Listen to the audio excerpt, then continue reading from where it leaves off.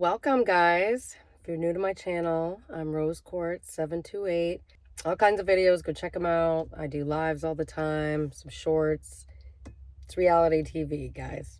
So this video, I wanted to do a little bit about how I quit alcohol for 30 days. I did what they call dry January, and I took 30 days off from drinking alcohol, and this is what I found. Things I noticed from quitting drinking. Now, if you've ever done a dry January or anything like that, please comment down below. If you don't drink at all, please comment down below. Or if you drink, like, I totally want to hear the comments. So the first thing I noticed after quitting drinking for 30 days, it costs a lot of money. I saved a lot of money this month or last month. Saved a lot of money. I realized that, like, when you go out to eat, a drink is like $10 to $15, maybe more, depending on where you go.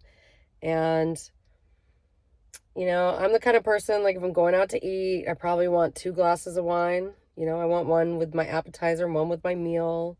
Sometimes I want to drink after. It just depends on the day, right? So I realized that, wow, like, spend a lot less money. Number 2 thing I noticed, I slept a lot better. Definitely felt like I slept a lot better.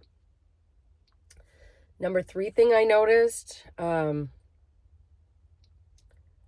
this is not going to sound positive, but I felt like life wasn't as much fun.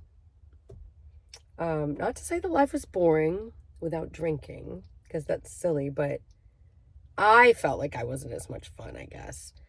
I felt like, okay, here I am. I'm saving money. I'm sleeping great. But I just feel like blah. Almost like I was depressed almost, but I wasn't. You know what I'm saying? So, like, comparatively, I felt kind of depressed. Number 4 thing I noticed was that the first 2 weeks, I felt itchy. Like, my skin was kind of itchy. And I know that's because alcohol breaks down to sugar.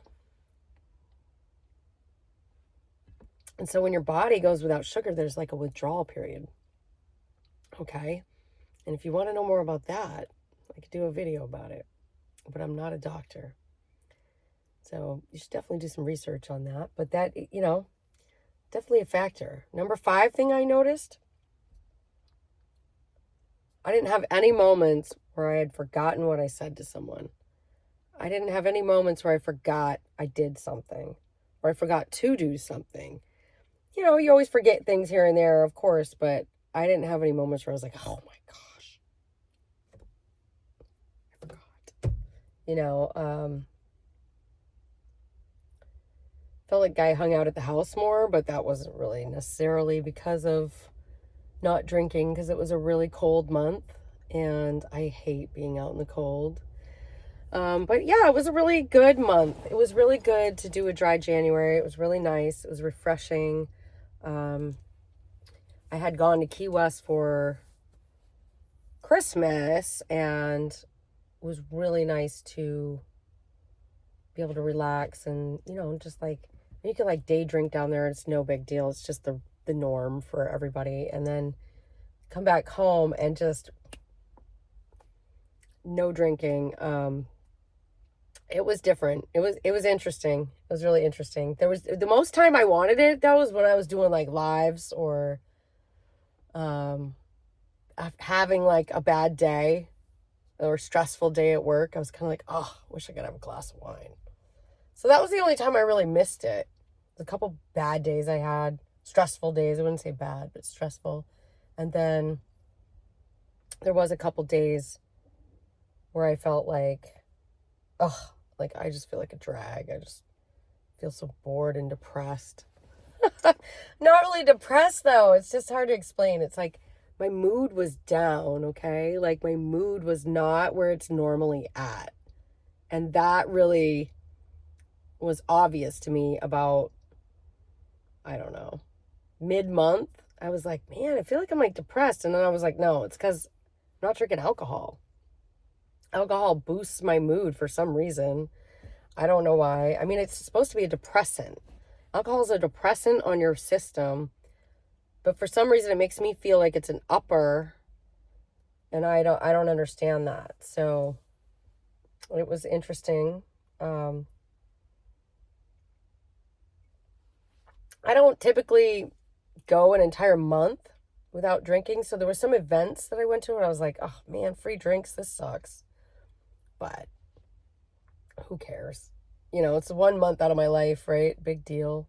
Oh, I missed a free drink. Wow. You know, so I just focused on food and, you know, just trying to be healthier overall. But I really, really enjoyed it. I enjoyed it more than I thought I would. And there's been several times in my life where I quit drinking completely. There's been several times in my life where I've been completely sober. But it's just, I don't know. I'm kind of a person where I don't like control on me. Like, I don't want someone to control me. I don't want to have to adhere to this or that. I want to be able to do what I want to do. I'm just like that. So putting parameters is hard for me. Like even when I became a vegetarian, which was almost 8 years ago now, I refused to use the vegetarian label for about 6 to 7, maybe 8 months, because I didn't want to slip up or eat meat and then, you know, have someone say something, this or that. Like, I don't need that in my life. So it's like, I'd rather just not deal with the label and just try not to eat meat, right? The label gives pressure, makes me feel pressured. And I don't want to feel pressured. You know what I'm saying? I want to feel relaxed in my life. And if I need a glass of wine to get through the day, I want to have it. If I need to, use herbals or something, then I want to do that. If I need to meditate and do some yoga, then I want to do that. But I want to have the choice. And that's really where I'm at. Like, if I want to flip-flop tomorrow and eat steak, I love that ability. Like, I can do that. But I've kind of passed that point, though, with meat. I'll probably never eat meat again in my life. It's just never going to be a thing. I don't like the smell of it. It doesn't appeal to me in any way, shape, or form. There's too many fruits and veggies out there for me. And that's not for everybody, and I'm not pushing it on anybody. But, just like with alcohol, I feel like we all need to make our own decisions, what's best for us, what's best for our body, be autonomous, make our own decisions. Do you know what I mean? Don't feel the pressure. And be happy. Be happy in who you are, with your health and with your body.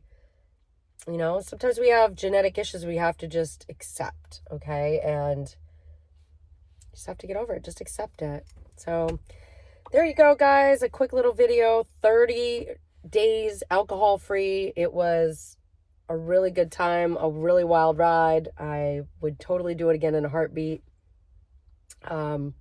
I'd love to hear what you think of it. If you've ever done a similar thing, please leave me a comment. And if you'd like to watch another video, I have one right here.